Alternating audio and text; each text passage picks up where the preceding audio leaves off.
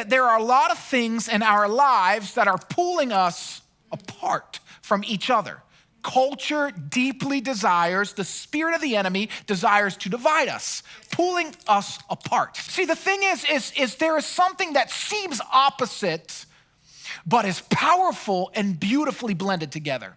And that it's God's masterpiece. It's grace and truth. So we've got to find the balance, the blend, the rhythms of grace and the boldness of truth. Truth without grace leads to legalism and rebellion. Truth without grace leads to legalism and rebellion. So if we're only offering truth, you're going to hell because you do this. God doesn't want you because you're doing this. You're not liked because what it leads to is people buck that. Your friendships and your relationships push back on that. A world and a culture pushes back on that. And what happens is it either leads to legalism and or rebellion. As long as I don't hurt anyone, that doesn't matter what I do. Well, that does hurt people. And so that's what happens when there's grace without truth. It just becomes a free-for-all. Let me be clear. You're not a good or godly friend if you enable all your relationships to believe whatever and do whatever. You're not. And furthermore, you don't have good or godly friends if all your relationships enable you to believe whatever and do whatever.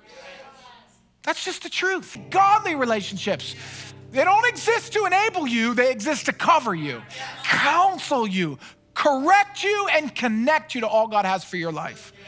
We don't want to hide. We want to be known together. And it's when we're together and known that it grows us. Here's the rules of culture. Do for me and I'll do for you. What have you done for me lately? I'll forgive you when you repay me or when you fix it. You can be in my group or in my circle if you fit in. We can be friends if we vote the same way. We can be cool if we agree, but if not, we're enemies, duh. I hate you because you hate me. Force or canceling someone is the answer to disagreement. As the world might get worse, the church has to get more bonded and tighter. Well, what is grace? Well, from Jesus, grace was he comforted sinners. That broke the rules. The truth was as he confronted hypocrisy. Grace was the immoral woman saying, if you drink from my fountain, you'll never thirst again. The truth was, you religious folks, you're a bunch of snakes. The grace was he loved the outcast, he touched the lepers, he raised the dead. The truth was he said to Peter, get behind me, you're acting like Satan. But don't stay there, I'm gonna give you the keys to the church. Grace was forgive 70 times 70 times 7 times 7. Just keep forgiving and forgiving. The truth was, this is my Father's house. It's not a business. So I'm going to turn some tables over to remind you what this is, a house of prayer. And that's the ultimate. It's this perfect, holy, glorious, loving, remarkable God. Yet, for some reason, he thought blending with us would make something beautiful.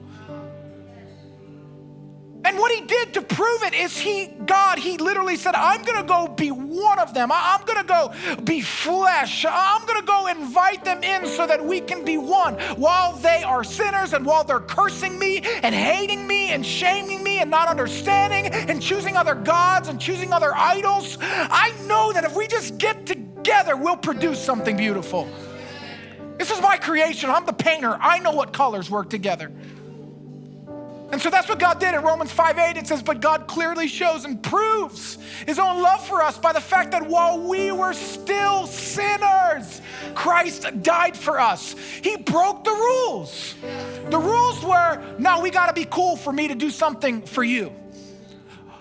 But Jesus is going, we're definitely not cool, but I'm gonna still do for you what you can't do for me because I love you and I know that together, though we're opposite, we make something beautiful.